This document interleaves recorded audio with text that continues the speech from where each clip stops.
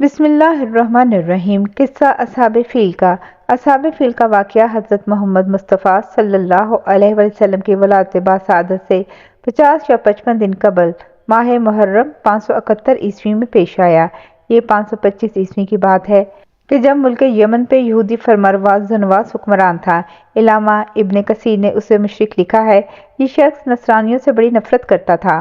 محدثین لکھتے ہیں کہ اس شخص نے یمن کے شہر نجران سے ایک طویل خندق کھدوا کر اسے آگ سے بھر دیا اور تمام نصرانیوں کو زندہ خندق میں ڈال کر جلا دیا، جن کی تعداد 20,000 کے قریب تھی۔ مسیحیوں کے خون کا بدلہ لینے کے لیے حبشہ کی عیسائی سلطنت نے قسطنطنیہ کی رومی حکومت کے ساتھ مل کر یمن پر حملہ کر دیا۔ اس لڑائی کے لیے رومیوں نے بحری بیڑا فراہم کیا، جبکہ ملک حبشہ کی 70,000 فوج یمن کے ساحل پر اتر کر یمن پر قابض ہو گئی۔ مصر و شام پر قابض رومی سلطنت کی کوشش یہ تھی کہ مشرقی افریقہ سے ہندوستان، انڈونیشیا اور مشرق کے ان تمام دور دراز کے علاقوں سے جن کی تجارت پر عرصہ دراز سے عرب قابض تھے، عربوں کو نکال کر وہاں اپنا مکمل غلبہ حاصل کر لیں۔ اسی مقصد کے تحت رومیوں نے حبشہ کی عیسائی حکومت سے گٹھ جوڑ کیا اور بحری بیڑے سے اس کی مدد کر کے اسے یمن پر قابض کروا دیا۔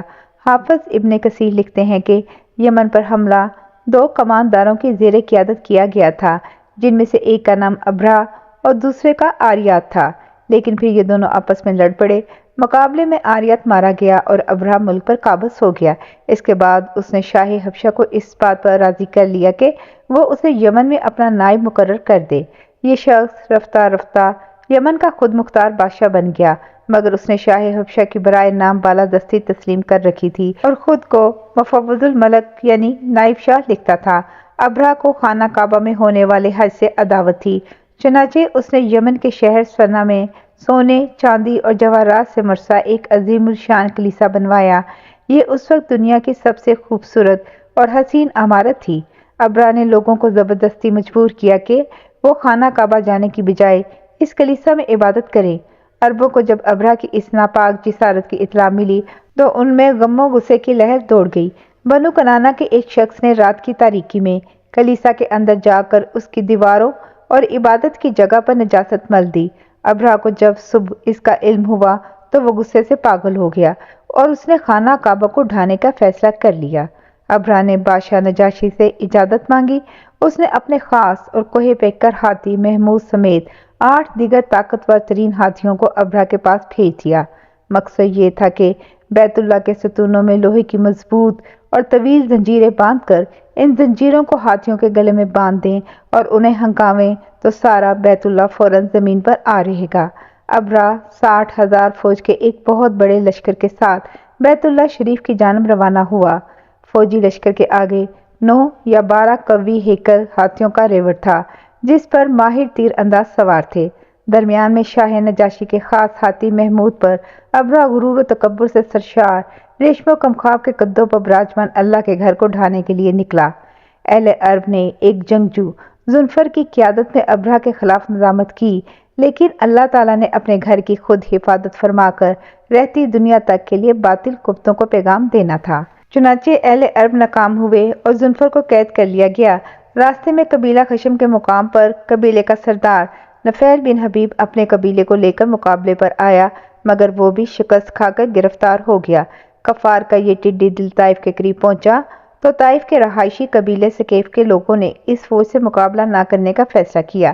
گرد و غبار کا یہ طوفان نہایت تیز رفتاری کے ساتھ مکہ مکرمہ کی جانب بڑھ رہا تھا۔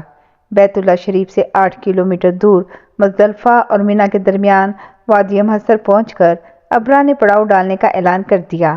وادی محصر میں خیموں کا شہر آباد ہو گیا۔ ایک وسیع و عریض خیمے میں ابرہہ کا شاہی تخت بچھا دیا گیا۔ لشکر کے لوگ جب فارغ ہوئے تو انہوں نے دیکھا کہ اطراف میں نہایت خوبصورت اور توانا اونٹ چر رہے ہیں۔ یہ قریش مکہ کے اونٹ تھے۔ ان لوگوں نے تمام اونٹ اپنے قبضے میں لے لیے۔ انہی میں 200 اونٹ رسول اللہ صلی اللہ علیہ وسلم کے جد امجد اور رئیس قریش حضرت عبد المطلب کے تھے۔ ابرہہ نے اپنے ایک سفیر حنات کو مکہ مکرمہ میں قریش کے سرداروں کے پاس بھیجا۔ حنات نے مکہ میں لوگوں سے سرداروں کے بارے میں دریافت کیا تو سب نے حضرت عبد المطلب کا پتہ دیا۔ حنات حضرت عبد المطلب سے ملا اور انہیں ابرا کا پیغام دیا کہ ہم یہاں جنگ کرنے نہیں آئے، ہمارا مقصد خانہ کعبہ کو ڈھانا ہے۔ اگر تم نے اس میں رکاوٹ نہیں ڈالی تو ہم تمہیں کوئی نقصان نہیں پہنچائیں گے۔ ابن اسحاق لکھتے ہیں کہ حضرت عبد المطلب نے جواب دیا کہ ہم ابرا سے جنگ کرنے کی طاقت نہیں رکھتے، لیکن یہ گھر اللہ کا ہے اور اگر وہ اللہ سے جنگ کرنا چاہتا ہے تو کر کے دیکھ لے کہ پھر اللہ اس کے ساتھ کیا معاملہ کرتا ہے۔ حنات حضرت عبد المطلب کو ابرا سے ملانے اپنے ساتھ لے گیا۔ ابرا ان کے قوی ڈیل ڈول اور وجیح اور رعبدار شخصیت سے بڑا مرعوب ہوا۔ تخت سے نیچے اتر کر ان کا استقبال کیا، انہیں اپنے ساتھ بٹھایا اور اپنے ترجمان سے کہا کہ ان سے پوچھو یہ کیا چاہتے ہیں۔ حضرت عبد المطلب نے کہا کہ میں صرف یہ چاہتا ہوں کہ تمہارے فوجیوں نے میرے جو اونٹ اپنے قبضے میں لے لیے ہیں انہیں چھوڑ دیں۔ ابرا نے حیران کن نگاہوں سے حضرت عبد المطلب کی جانب دیکھا اور گویا ہوا، اے مکہ کے سردار، جب میں نے تمہیں پہلی بار دیکھا تو میں تم سے بڑا مرعوب ہوا اور میری نظر میں تمہاری وقت اور عزت تھی، لیکن تمہاری اس گفتگو نے اسے یکسر ختم کر دیا۔ میں تمہارا کعبہ جو تمہارا دین ہے ڈھانے آیا ہوں، تمہیں اس کی فکر نہیں؟ حضرت عبد المطلب نے جواب دیا، اے یمن کے بادشاہ، اونٹ میرے ہیں، مجھے اس لیے ان کی فکر ہوئی جبکہ کعبہ جس کا گھر ہے وہ خود اس کی حفاظت فرمائے گا۔ ابرا نے بڑے تکبر کے ساتھ کہا، اے رئیس مکہ، آج تمہارا خدا اپنے گھر کو ابرا کے ہاتھوں سے نہیں بچا سکتا۔ چنانچہ اس نے فوری طور پر کعبے کی جانب کوچ کا حکم دے دیا۔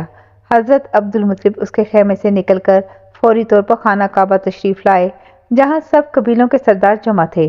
حضرت عبد المطلب نے ان سرداروں کے ساتھ بیت اللہ کی چوکھٹ پکڑ کر گریہ زاری کے ساتھ دعائیں کیں۔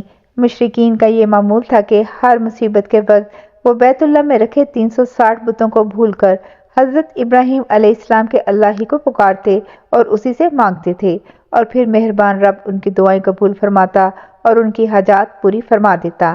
حضرت عبد المطلب کو یقین تھا کہ اس مرتبہ بھی اللہ تعالیٰ ان مشرکین سے اپنے گھر کی حفاظت فرمائے گا۔ رب کعبہ کے حضور گریہ زاری کے بعد حضرت عبد المطلب اپنی قوم کو ساتھ لے کر مکہ کے مختلف پہاڑوں پر چڑھ گئے۔ ابرا مکے کی جانب کوچ کا حکم دے چکا تھا۔ صبح ہوئی تو ابرا کے لیے خاص ہاتھی محمود کو خصوصی طور پر آراستہ کیا گیا۔ اسی اثنا میں نفیل بن حبیب، جنہیں راستے سے ابرا نے گرفتار کیا تھا، یہ آگے بڑھے اور ہاتھی محمود کا کان پکڑ کر سرگوشی میں کہا، اے محمود، تو جہاں سے آیا ہے وہیں صحیح سالم لوٹ جا، کیونکہ تو اللہ کے بلد الامین یعنی محفوظ شہر میں ہے۔ یہ کہہ کر اس کا کان چھوڑ دیا۔ ہاتھی یہ سنتے ہی اپنی جگہ پھیل کر بیٹھ گیا۔ ہاتھی بانوں نے اس کو اٹھانے کے لاکھ جتن کر ڈالے مگر وہ ٹس سے مس نہ ہوا۔ اسے بڑے بڑے آہنی تیروں سے مارا گیا، اس کی ناک میں لوہے کا آنکڑا ڈال کر اذیت پہنچائی، لیکن وہ پھر بھی کھڑا نہ ہوا۔ لوگوں نے اس کا رخ یمن کی جانب موڑا تو فوراً کھڑا ہو گیا۔ ہاتھی بانوں نے اسے ملک شام کی جانب چلانا چاہا تو چلنے لگا۔ ہاتھی کو تینوں اطراف سے چلایا تو وہ چلنے لگا، لیکن جیسے ہی اس کا رخ مکہ مکرمہ کی جانب کیا وہ پھر بیٹھ گیا۔ ابھی یہ پریشانی ختم بھی نہ ہوئی تھی کہ ابرا کی فوج کو سمندر کی جانب سے آنے والے بے شمار پرندوں نے گھیر لیا، جن کی چونچوں اور دونوں پنجوں میں چنے یا مسور کی دال کے برابر 3 کنکریاں تھیں۔ یہ پرندے عجیب طرح کے تھے جو اس سے پہلے کبھی نہیں دیکھے گئے۔ یہ کبوتر سے چھوٹے تھے، ان کے پنجے سرخ تھے۔ پرندوں نے یہ کنکریاں ابرا کی فوج پر برسا دیں۔ ایک ایک کنکر نے وہ کام کیا جو ریوالور کی گولی بھی نہیں کر سکتی تھی کہ کنکر جس پر پڑتا اس کے بدن کو چھیدتا ہوا زمین میں گھس جاتا۔ یہ عذاب دیکھ کر سب ہاتھی بھاگ کھڑے ہوئے۔ لشکر کے سب لوگ اس موقع پر ہلاک نہیں ہوئے بلکہ اطراف کے مختلف راستوں میں بھاگتے ہوئے مر مر کے گرتے چلے گئے۔ ابرا کو چونکہ سخت سزا دینا مقصود تھی تو یہ فوراً ہلاک نہیں ہوا بلکہ جسم کا ایک ایک جوڑ گل سڑ کر گرنے لگا اور اسے اسی حال میں واپس یمن لایا گیا، یہاں تک کہ دارالحکومت سنا پہنچ کر اس کا سارا بدن ٹکڑے ٹکڑے ہو کر بہہ گیا۔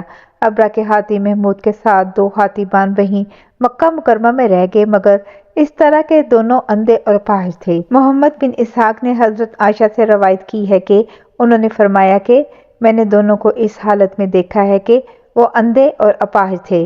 حضرت عائشہ کی بہن حضرت اسما نے فرمایا کہ میں نے دونوں اپاہج اور اندھوں کو بھیک مانگتے ہوئے دیکھا ہے۔ اصحاب فیل کے اس عجیب و غریب واقعے نے پورے عرب کے دلوں میں قریش کی عظمت بڑھا دی اور سب ماننے لگے کہ یہ اللہ والے لوگ ہیں جن کے دشمنوں کو اللہ تعالیٰ نے ہلاک کر دیا۔ یہاں اس بات کی وضاحت ضروری ہے کہ ابابیل کسی پرندے کا نام نہیں، اس کے معنی ہے غول در غول، یعنی پرندوں کے جو جھنڈ کے جھنڈ یا غول کے غول حملہ آور ہو رہے تھے انہیں ابابیل کہا گیا ہے۔ امام راضی رحمۃ اللہ علیہ بیان فرماتے ہیں کہ جو پرندے سمندر کی جانب سے آ رہے تھے ان پرندوں کے بعض جھنڈ سفید، بعض سبز اور بعض سیاہ تھے، چنانچہ جس نے جس رنگ کے پرندے کو دیکھا وہ بیان کر دیا۔ جزاک اللہ خیر۔